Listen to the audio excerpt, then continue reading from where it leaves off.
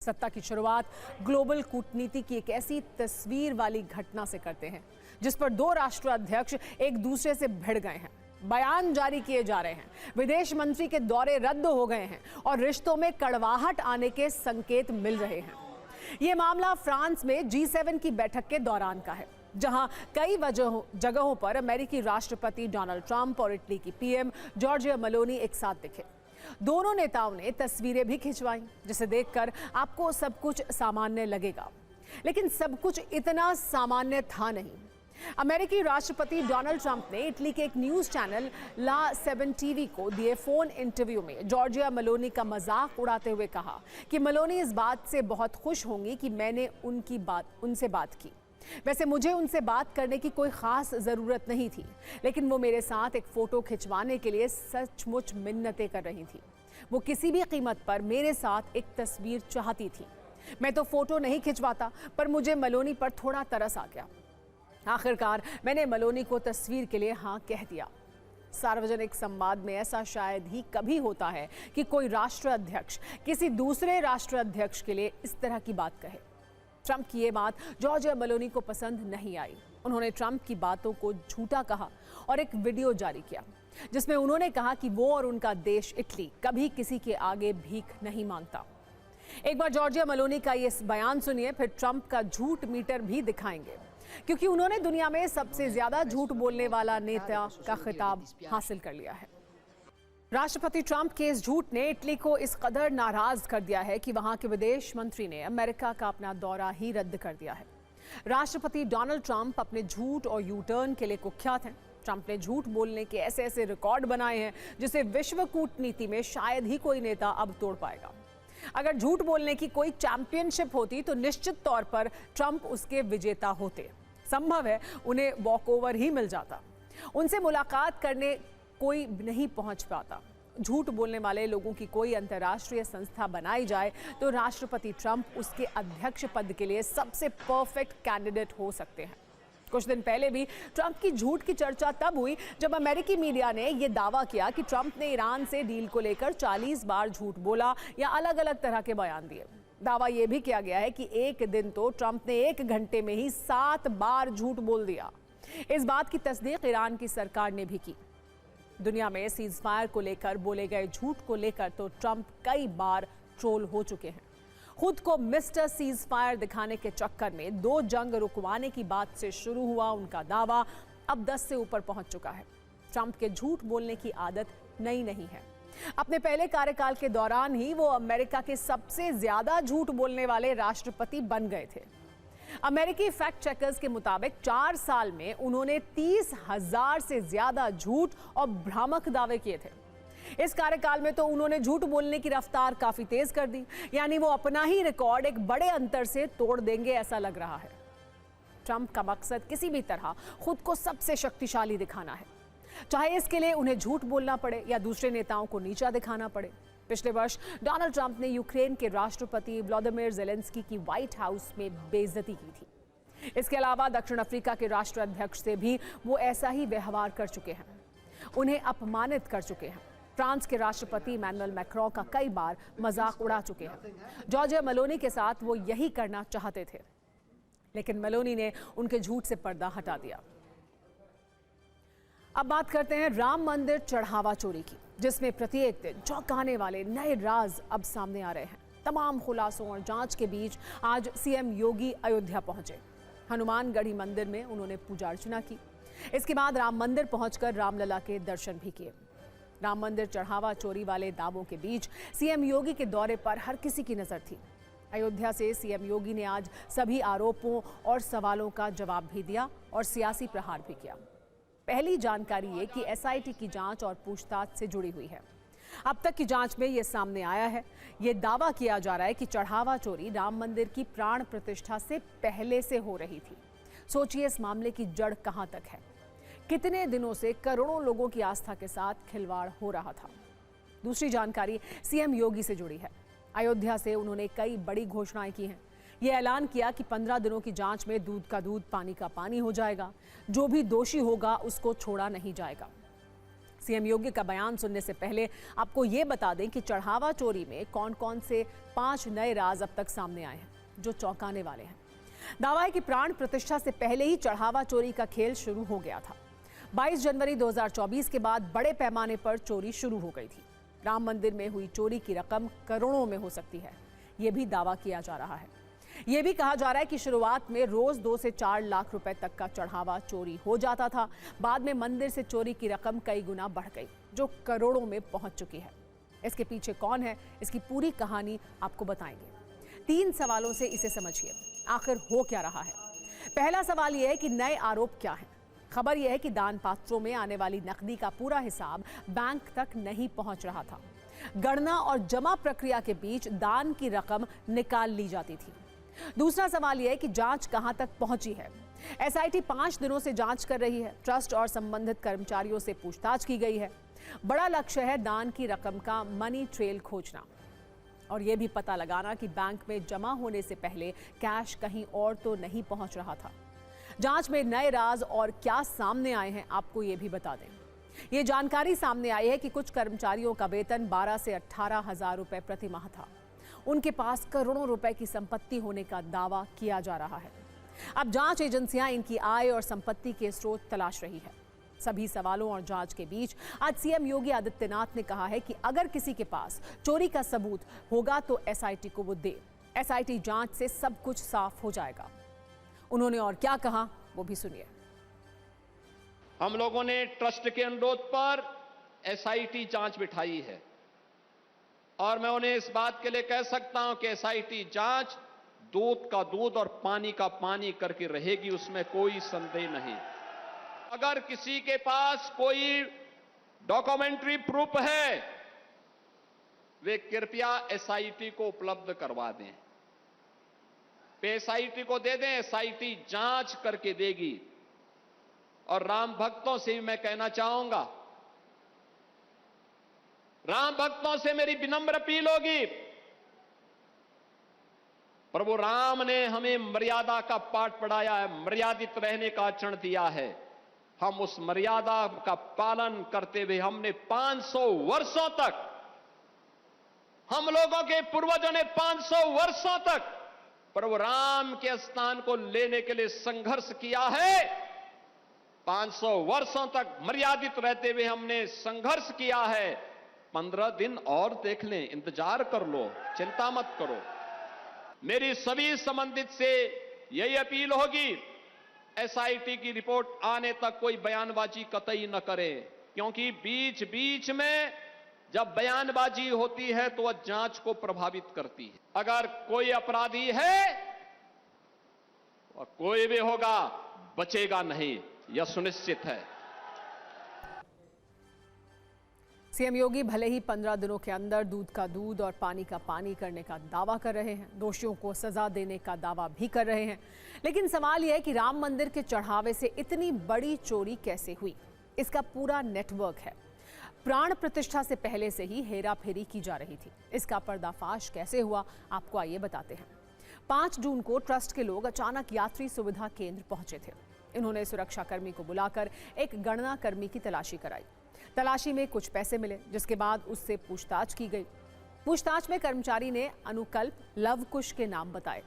पदाधिकारियों ने इन लोगों को भी रोककर पूछताछ की। पूछताछ के बाद पीएफसी के बाथरूम से कैश मिला। पूछताछ में पता चला कि कौशलपुरी में इनका अड्डा था। दावा है कौशलपुरी में ही चोरी की रकम का बंटवारा होता था। चढ़ावा चोरी के अहम किरदार अनुकल्प मिश्रा से भी आपको परिचय करा देते हैं।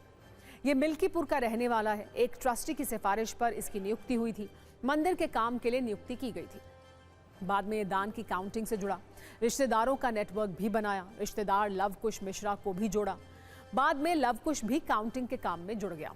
कई कर्मचारियों को अपने प्रभाव में लिया। पूरे सिस्टम पर अपनी पकड़ बनाई। कैसे इस पर राजनीति हो रही है, सरकार से सवाल पूछे जा रहे हैं। सिर्फ 120 सेकंड की इस न्यूज रील में आप भी देखिए।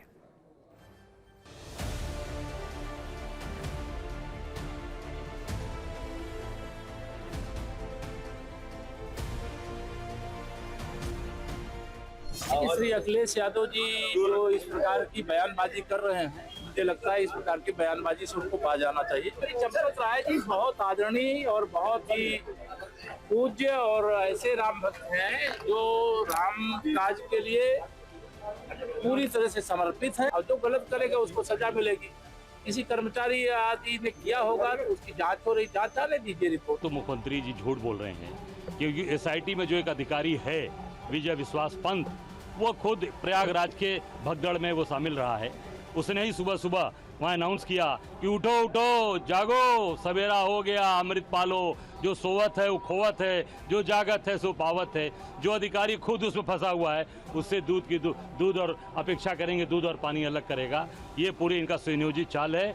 लूट लिया, भगवान राम के नाम के पूरे देश में आए, पूरे देश के लोगों को आज राम के नाम पे लूटने का काम किया। पर भगवान राम निश्चित इनको दंड देंगे, महादेव निश्चित दंड देंगे, क्योंकि ये लोग लुटेरे हैं, चंदा चोर हैं और चढ़ावा चोर हैं। एसआईटी तो बेमानी हो जाती है। एसआईटी की बात कर रही है सरकार, एसआईटी तो बेमानी हो जाती है, क्योंकि सबसे पहले उसके लिए एफआईआर की जरूरत होती है। 24 से 48 घंटों के अंदर एफआईआर हो जानी चाहिए, उसके बाद ही जांच आगे बढ़ती है, तभी एसआईटी के मायने भी हैं। लेकिन सरकार अपने दामन से दाग छुड़ाने के लिए इस तरीके से प्रोपेगेंडा फैला रही है। कमाल हो गया कि वो योगी आदित्यनाथ जो आरोप लगते ही बुलडोजर चलाने की बात करते थे, वो सरकार जो तुरंत कहती थी कि कब किसकी गाड़ी पलट जाएगी, जिस सरकार ने कभी जांच और कानून और कोर्ट का इंतजार नहीं किया, आज वो सरकार कह रही है कि जांच का हम इंतजार करेंगे। क्यों इतनी सहानुभूति चंदा चोरों के साथ क्यों है? अब आपको चढ़ावा चोरी के 4 किरदारों से मिलवाते हैं, जिसको क्या जिम्मेदारी दी गई थी और कहां चूक हुई। इससे आप वो सब समझ सकते हैं। एक नाम अनिल मिश्रा है, जो राम मंदिर ट्रस्ट के सदस्य हैं। इन्होंने अनुकल्प मिश्रा की नियुक्ति कराई। कर्मचारियों की ड्यूटी लगाने का जिम्मा इन पर ही था। सुभाष श्रीवास्तव भी एक नाम है। ये रिटायर्ड बैंक कर्मी हैं। बैंक में चढ़ावे के पैसे जमा करने की जिम्मेदारी इनकी थी। एक नाम राम शंकर यादव उर्फ टिन्नू यादव का है। चंपत राय के करीबी हैं, प्रबंधन देखते थे। एक नाम मनीष यादव का भी है। टिन्नू यादव का भतीजा है, नोट गिनने में शामिल था। अयोध्या में मामला सिर्फ चढ़ावा चोरी का नहीं है। जमीन अधिग्रहण को लेकर भी कई सवाल उठ रहे हैं। दावे ये किए जा रहे हैं, दावा ये भी है कि जमीन को अत्यधिक ऊंची कीमत पर खरीदा गया था। राम मंदिर निर्माण के दौरान जब जमीन का अधिग्रहण हो रहा था, तब भी अनियमितताएं और घोटाले की बात आई थी। 2021-22 में स्थानीय और नेशनल मीडिया में अनियमितताओं की चर्चा सुर्खियों में थी। कम कीमत की जमीनों को अधिक कीमत में खरीदने का आरोप लगाया गया था। बीएचपी महासचिव सुरेंद्र जैन ने TV9 भारतवर्ष से इस मसले पर बात की। पूछा जा रहा है कि सभी सवालों का उन्होंने क्या जवाब दिया, सुनिए। यहाँ पर मेरे पास ये कागज है जी, जमीन का ये कागज है। इस कागज में ये मातहती खेबट, ये देखिए, ये एक कागज है। अगर आप चाहेंगे तो मैं आप तक ये पहुंचवा भी दूंगा। मतलब इसमें एक बात बहुत स्पष्ट रूप से सामने आती है कि एक जमीन जो महंत मुरलीदास के नाम पर थी, उसको नजूल में दर्ज किया गया उपजिलाधिकारी महोदय की तरफ से। ये आदेश है 30/6/2023 का, जिसमें नजूल की जमीन को या किसी के स्वामित्व की भी अगर जमीन थी तो उसको, जिसकी कीमत कम थी, बैनामा किसी के नाम पर, ए ने बी के नाम पर बैनामा किया और बी ने बहुत कई गुना ज्यादा कीमतों में वो ट्रस्ट को दी। तो ये कागज भी जो देखेगा उसको ये लगेगा कि कहीं कोई ऐसी चीज तो जरूर हुई है जिसको फ्लैग किए जाने की आवश्यकता है। एक मुद्दा तो नजूल की जमीन का है। यदि नजूल की जमीन किसी ने बेची और ट्रस्ट ने खरीदी तो इसकी जांच होनी चाहिए और इसके कागज एसआईटी को दिए जाने चाहिए।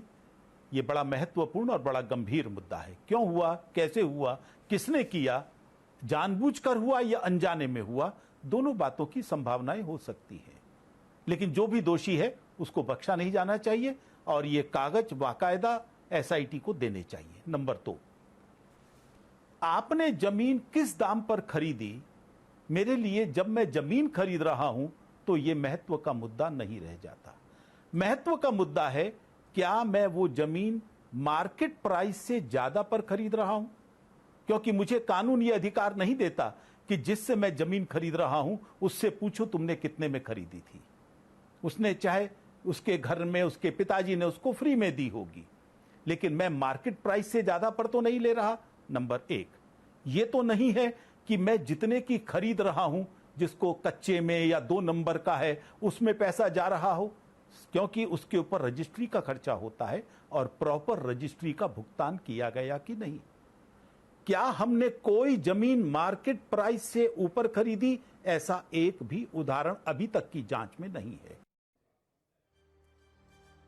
अब राजनीतिक सत्ता की बात करते हैं, जिसमें आज चर्चा तो शिवसेना के 60वें स्थापना दिवस की होनी चाहिए थी, लेकिन जिस स्पीड से शिवसेना में टूट हो रही है, सांसद और विधायक बागी हो रहे हैं, उसे देखते हुए स्थापना से ज्यादा विघटन की चर्चा है। ऐसा इसलिए है क्योंकि 4 वर्ष पहले 40 विधायकों की टूट के बाद अब टूट का राउंड 2 करीब है और किसी भी वक्त 6 सांसदों की टूट का औपचारिक ऐलान हो सकता है। इसलिए इसे आप हाल के दिनों में शिवसेना में हुआ विघटन पार्ट 2 भी कह सकते हैं। बाला साहेब ठाकरे की शिवसेना आज 60 वर्ष की हो गई है। आज ही के दिन 19 जून 1966 में शिवसेना की स्थापना हुई थी, लेकिन 60 वर्ष के बाद आज 2 शिवसेना हैं। एक शिवसेना उनके बेटे उद्धव ठाकरे के पास है, दूसरी शिवसेना एकनाथ शिंदे के पास है। दोनों नेता मुंबई में 2 अलग अलग जगह पर शिवसेना का स्थापना दिवस मना रहे हैं। दोनों गुट दावा कर रहे हैं कि उनकी शिवसेना असली है, वहीं बाला साहेब की शिवसेना है। हालांकि असली नाम और निशान बाला साहेब ठाकरे के बेटे उद्धव ठाकरे के पास नहीं, बल्कि उन एकनाथ शिंदे के पास है जो बाला साहेब ठाकरे को अपना गुरु मानते हैं। आज शिवसेना के स्थापना दिवस पर शिवसेना उद्धव मुंबई के सायन में रैली कर रही है, तो शिवसेना शिंदे गोरेगांव में। हालांकि इस रैली से पहले आज शिंदे और उद्धव दोनों के समर्थकों ने एक दूसरे पर खूब हमले किए। अहिल्यानगर में एकनाथ शिंदे के समर्थकों ने उनके समर्थन में नारे लगाए। शिरडी के सांसद भाऊ साहेब वागचौरे के समर्थन में पोस्टर लगे। खास बात यह है कि ये पोस्टर शिंदे सेना ने लगाए। वागचौरे बगावत करके उद्धव कैंप से शिंदे कैंप में जाने वाले हैं। शोलापुर में शिवसेना यूबीटी छोड़ने वाले सांसदों का विरोध हुआ। उद्धव समर्थकों ने सांसदों के पोस्टर पर जूते चप्पल मारे। वो बागियों से नाराज हैं और इसे गद्दारी का नाम भी दे रहे हैं। इस बीच उद्धव गुट के सांसद राजा भाऊ वाजे आज नासिक पहुंचे तो उनका शानदार स्वागत हुआ। जिन 6 सांसदों ने उद्धव ठाकरे से बगावत की है, उनमें नासिक के सांसद राजा भाऊ वाजे का नाम भी चल रहा था, लेकिन राजा भाऊ वाजे ने बगावत करने से इनकार कर दिया, जिसके बाद यूबीटी गुट के समर्थक काफी खुश हैं। इस बीच एक शिवसेना शिंदे गुट ने वीडियो जारी किया है। इस वीडियो में 3 लोगों के भाषण हैं। सबसे प्रमुख बाला साहेब ठाकरे का है। इसमें वो कह रहे हैं कि वो शिवसेना को कांग्रेस नहीं बनने देंगे। I am a mad Hindu. एकट्याची नव्हे, मी शिवसेना प्रमुख जरूर, पण तुमची ताकद माझ्याबरोबर आहे म्हणून मी शिवसेना प्रमुख आहे। मैं मेरी शिवसेना की कांग्रेस में होना दूंगा, नहीं, कभी नहीं। I am a Hindu, mad Hindu. Shiv Sena ही बाळासाहेबांच्या विचारांची। इथं कोणी मालक नाही, कोणी नोकर नाही, आपण सर्व कार्यकर्ते आहोत। फक्त एकच बाप जो आहे या महाराष्ट्रामध्ये होऊन गेला, ते आहे हिंदू हृदय सम्राट स्वर्गीय बाळासाहेब ठाकरे। शिवरायाचा भगवा झेंडा, शिवसेनेचा हा भगवा झेंडा डौलानं, जबरदस्त तेजानं फडकत राहायलाच पाहिजे। वैसे राजनीतिक बयानों के नुकीले तीर दोनों तरफ से चलाए गए। शिवसेना यूबीटी सांसद संजय राउत ने कहा है कि पार्टी छोड़ने वालों ने अपने आप को बेच दिया है, जबकि बगावत करने वालों की तरफ से कहा जा रहा है कि उद्धव ने शिवसेना का विलय कांग्रेस में कर दिया होता, इसलिए बगावत करना जरूरी था।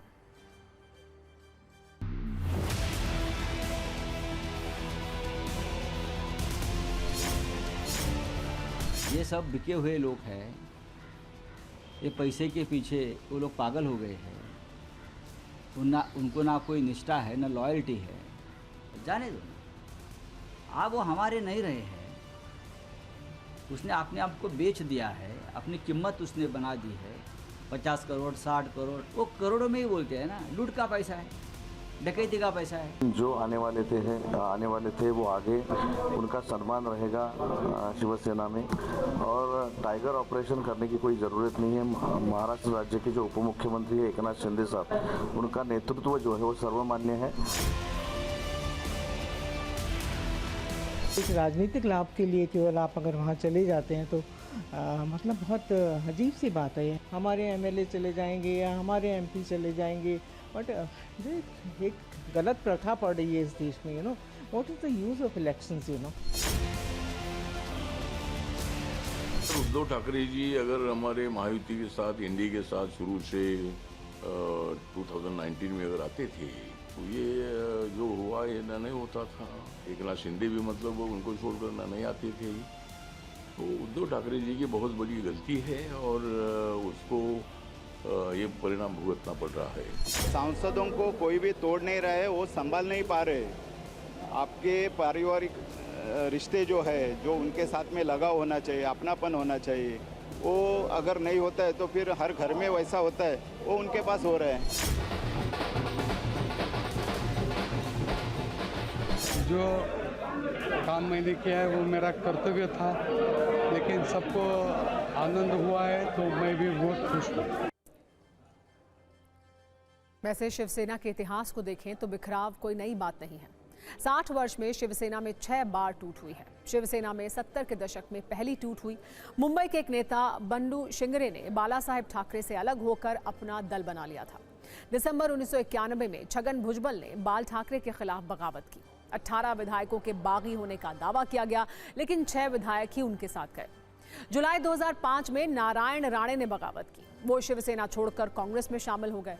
फिलहाल बीजेपी में हैं। बाला साहेब ठाकरे के भतीजे राज ठाकरे ने 2006 में शिवसेना छोड़कर महाराष्ट्र नवनिर्माण सेना बना ली थी। लेकिन शिवसेना में सबसे बड़ी बगावत 2022 में हुई, जब शिवसेना के 55 में से 40 विधायकों ने एकनाथ शिंदे के साथ बगावत की। और छठी बगावत अब हो रही है, जिसमें 6 सांसद उद्धव का साथ छोड़कर एकनाथ शिंदे के साथ आना चाहते हैं। 19 जून 1966 को बाला साहेब ठाकरे ने शिवसेना की स्थापना की थी। एक कार्टूनिस्ट से नेता बने बाला साहेब ने जिस शिवसेना की शुरुआत की, वो एक दौर में महाराष्ट्र की राजनीति में सबसे ताकतवर राजनीतिक दल था।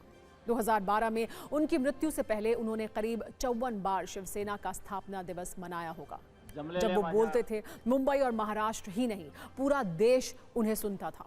वो विरोधियों पर दहाड़ते थे और जब तक जीवित रहे दहाड़ते ही रहे। यही वजह थी कि समर्थक उन्हें हिंदू हृदय सम्राट कहते थे, जबकि विरोधी भी उनकी राजनीतिक ताकत को नजरअंदाज नहीं कर पाते थे।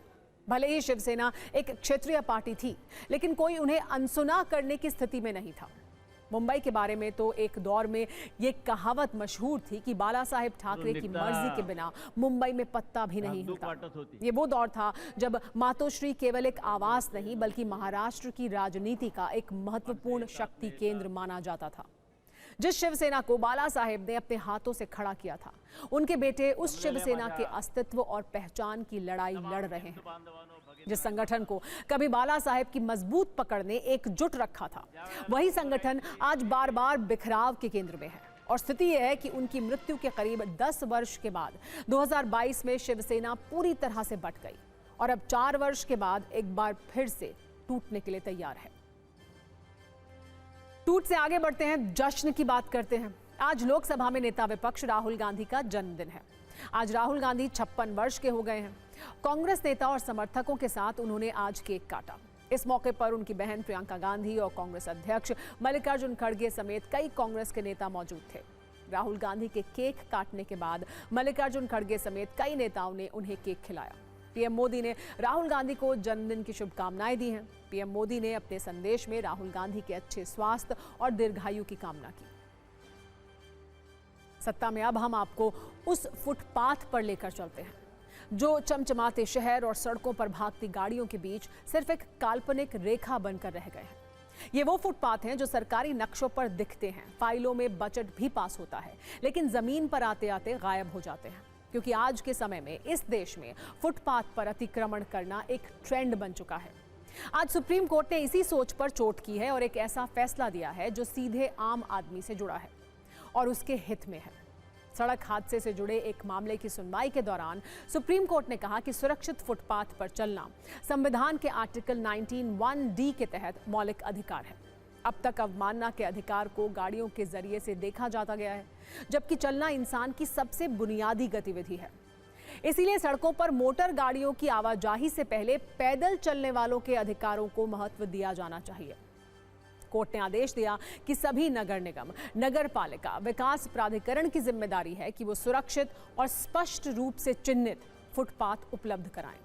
अगर ऐसा नहीं किया जाता तो नागरिक, संवैधानिक और कानूनी उपायों के जरिए मुआवजा मांग सकते हैं। सुप्रीम कोर्ट ने आज फुटपाथ पर अतिक्रमण की स्थिति को लेकर जो चिंताजनक अलार्म बजाया है, उसकी अपनी वजह है। सच्चाई यह है कि नगर निगम फुटपाथ को पैदल रास्ता मानता है, लेकिन ठेकेदार इसे पार्किंग स्पेस मानते हैं। दुकानदार उसमें अपनी दुकान के विस्तारवाद का मौका देखते हैं। इसी फुटपाथ पर किसी ने ठेले लगा लिए हैं तो किसी ने टपरियां सजा ली हैं। बाइक सवारों ने फुटपाथ को शॉर्टकट बना लिया है तो किसी ने कबाड़ रखने की जगह मान लिया है। और इस वजह से आम आदमी के लिए आज के समय में फुटपाथ पर पैदल चलना किसी एडवेंचर स्पॉट से कम नहीं है। आज कोर्ट की इस टिप्पणी के बाद हमने देश के अलग अलग शहरों से फुटपाथ की स्थिति का रियलिटी चेक भी किया है, जिसे देखने के बाद आपको ये एहसास हो जाएगा कि सुप्रीम कोर्ट को फुटपाथ वाला ये जनता कार्ड क्यों दिखाना पड़ा। सबसे पहले जयपुर का हाल देखिए, जहां फुटपाथ पर कहीं बाइक पार्किंग का कब्जा है तो कहीं किसी दुकानदार ने अपनी दुकान का विस्तार फुटपाथ तक कर लिया है। कोई फल बेच रहा है तो कहीं सब्जी वाले ने फुटपाथ पर अपना साम्राज्य फैला लिया है। प्रदेश के सबसे बड़े SMS अस्पताल के बाहर भी फुटपाथ नाम की कोई चीज नजर नहीं आती है जिस पर लोग पैदल चल सकें।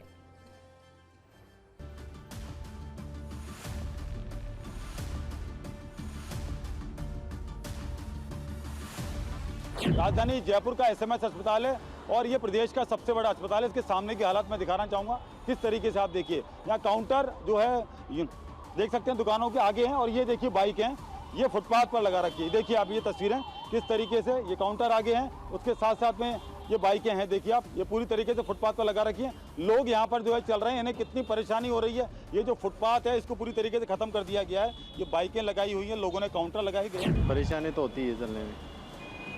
फुटपाथ तो ये क्या कार्रवाई करनी चाहिए, क्योंकि प्रशासन कार्रवाई करता है, दोबारा से लगा लिया जाता है, अतिक्रमण हो जाता है। ये हटाना चाहिए इनको या इनके लिए व्यवस्था की जाए। यहाँ से हम निकल रहे हैं तो बहुत ज़्यादा परेशानी हो रही है, तो फुटपाथ पे चलना तो आसान है नहीं। यहाँ पे सामान रख रखा है और सामान है, बाइकें खड़ी हैं, तो ऐसा कुछ तो है नहीं कि फुटपाथ पे लोग बाग आसानी से निकल जाएं। या तो इनके लिए कोई व्यवस्था करनी चाहिए या फिर इनको हटाना चाहिए। हॉस्पिटल के सामने तो गंदगी अच्छी नहीं है। ये देखिए आप, ये तस्वीरें किस तरीके से राजधानी जयपुर की तस्वीरें हैं। और आप ये देखिए कि यहाँ पर ये जो सड़क है वो यहाँ से स्टार्ट होती है और उसके साथ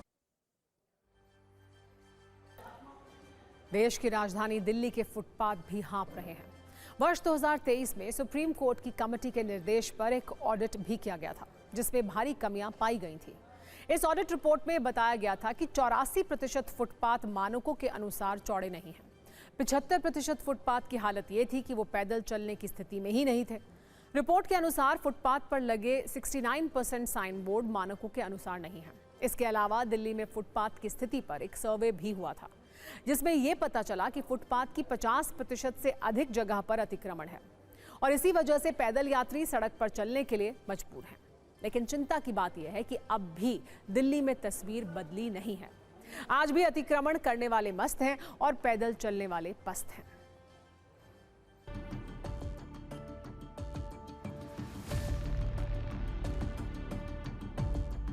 मैं इस वक्त लक्ष्मी नगर में हूँ और यहाँ पर हाल देखिए आप फुटपाथ का।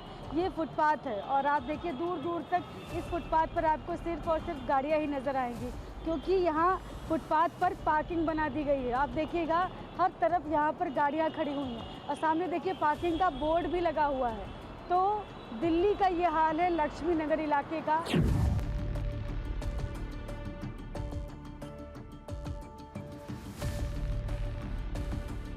मुंबई के दादर इलाके में फुटपाथ का हाल आपको दिखाते हैं किस तरीके से फुटपाथ पर जो लोगों के आवाजाही के लिए बनाया जाता है उस पर किस तरह से हॉकर्स जो हैं वो कब्जा बनाकर रखते हुए हैं। ये देखिए ये फुटपाथ का रास्ता है। लोग अपने अपने गंतव्य स्थान तक पहुंचने के लिए यहाँ से जब बाहर निकलते स्टेशन से तो किस तरीके से हॉकर्स जो हैं वो यहाँ पर बैठे रहते हैं। जहाँ तक आपकी नज़र जाएगी वहाँ पर देखिए हॉकर्स जो हैं आपको दिखाई देंगे। सुबह के टाइम दोपहर के टाइम हर टाइम रोड भरेला रहता है। आने जाने को पब्लिक दिक्कत इतना है कि आने जाने को जगह नहीं रहती। आदमी जाएगा, कोई इमरजेंसी रहेगा तो आदमी कैसे जगह पे पहुंचेगा, टाइम पे पहुंचेगा। चलने के लिए थोड़ा बहुत मुश्किल होता है और इतना तकलीफ हो रहा है, रहवासी लोग को तकलीफ हो रहा है। और अब नजरिया 9। अक्सर शहर का विकास ऊंची इमारतों और चौड़ी सड़कों से मापा जाता है, लेकिन उसी शहर के विकास का पैमाना ये भी होना चाहिए कि यहाँ एक बुजुर्ग, एक बच्चा या कोई गरीब कितनी आज़ादी और सुरक्षा से फुटपाथ पर चल सकता है। क्योंकि जिस शहर में फुटपाथ पर चलना अग्नि परीक्षा जैसा हो तो वो शहर स्मार्ट नहीं है, बल्कि अतिक्रमण का स्मार्ट मॉडल है। इसीलिए वक्त आ गया है कि हम फुटपाथ को एक्स्ट्रा स्पेस समझना बंद करें और उसे पैदल चलने वालों के लिए खाली करें। खूंटे बज चुका है, यानी सत्ता में आज का वक्त खत्म हो गया है। कल शाम 7 बजे आपसे एक बार फिर मुलाकात होगी। तब तक सभी न्यूज़ मित्रों से मेरी गुजारिश है कि वो सत्ता की न्यूज़ रील्स को ज़्यादा से ज़्यादा शेयर करें और मुझे दें इजाज़त।